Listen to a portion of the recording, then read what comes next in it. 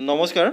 আপোনালোক সকলোকে মোৰ ইউটিউব চেনেল dpinfoguide1753 এই বিশেষ ভিডিঅ'টোলৈ স্বাগতম জনাইছোঁ ছাৰ বাইদেউসকল প্ৰতিখন লোৱাৰ প্ৰাইমাৰী আৰু আপাৰ প্ৰাইমাৰী বিদ্যালয়লৈ এটা অত্যন্ত ভাল খবৰ আহিছে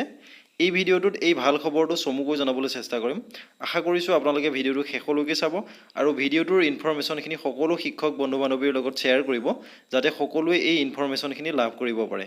ভিডিঅ'টো আৰম্ভ কৰাৰ আগতে আপোনালোকলৈ এটা বিশেষ অনুৰোধ ছাৰ বাইদেউসকল আমাৰ এই চেনেলৰ জৰিয়তে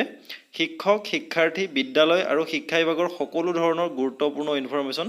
ৰেগুলাৰ আৰু সময়মতে আপলোড কৰিবলৈ চেষ্টা কৰি অহা হৈছে আশা কৰিছোঁ আপোনালোকে আমাৰ এই চেনেলৰ জৰিয়তে উপকৃত হ'ব পাৰিছে সেয়েহে আপুনি যদি আমাৰ চেনেলটো নতুনকৈ চাই আছে তেনেহ'লে অনুগ্ৰহ কৰি আমাৰ চেনেলটো ছাবস্ক্ৰাইব কৰি ল'ব বুলি আশা ৰাখিলোঁ তেনেহ'লে আহকচোন ভিডিঅ'টোৰ মূল কথাখিনিলৈ আগবাঢ়োঁ ছাৰ বাইদেউসকল এইখন হৈছে ভাৰত চৰকাৰৰ ministry of education department of school education and literacy PM Poshan ডিভিজনৰ তৰফৰ পৰা প্ৰতিখন ৰাজ্যৰ principal secretary of education nodal department of all the states and UTs for PM Poshan scheme এইসকললৈ প্ৰেৰণ কৰা এখন অত্যন্ত গুৰুত্বপূৰ্ণ চিঠি আৰু এই চিঠিখনৰ ছাবজেক্টটো হৈছে ৰিভিজন অফ মেটেৰিয়েল কষ্ট আৰ্লিয়াৰ ন'ন এজ কুকিং কষ্ট 9.6% WEF 1st October 2022 during 2022 and 2023 under PM Poshan scheme regarding আৰু এই চিঠিখন প্ৰেৰণ কৰা হৈছে 7 অক্টোবৰ 2022 তাৰিখে ছাৰ বাইদেউসকল চিঠিখনৰ মূল কথাটো হৈছে যে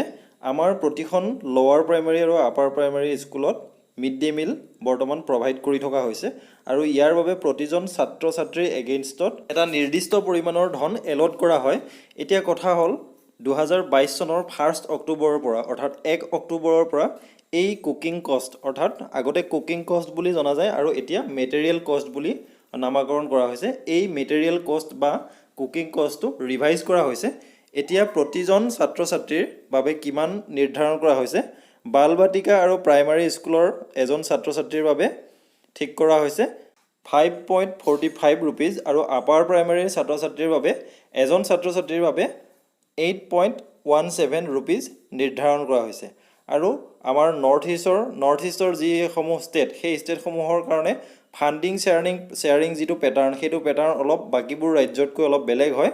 ইয়াত আপোনালোকে এই চাৰ্টখন চাওক ইয়াত নন এনিয়াৰ ষ্টেটছ আছে তাৰ পাছত আছে NER states and 2 Himalayan states and UT of JNK ইয়াত আমাৰ নৰ্থ ইষ্টৰ ষ্টেট কেইখনৰ কাৰণে ফাণ্ডিং পেটাৰ্ণটো হৈছে অৰ্থাৎ এজন ছাত্ৰৰ বাবে বালবাটিকা আৰু প্ৰাইমাৰী স্কুলৰ এজন ছাত্ৰৰ বাবে চেণ্টাৰে প্ৰভাইড কৰিব 4.91 rupees আৰু ষ্টেটে বিয়াৰ কৰিব লাগিব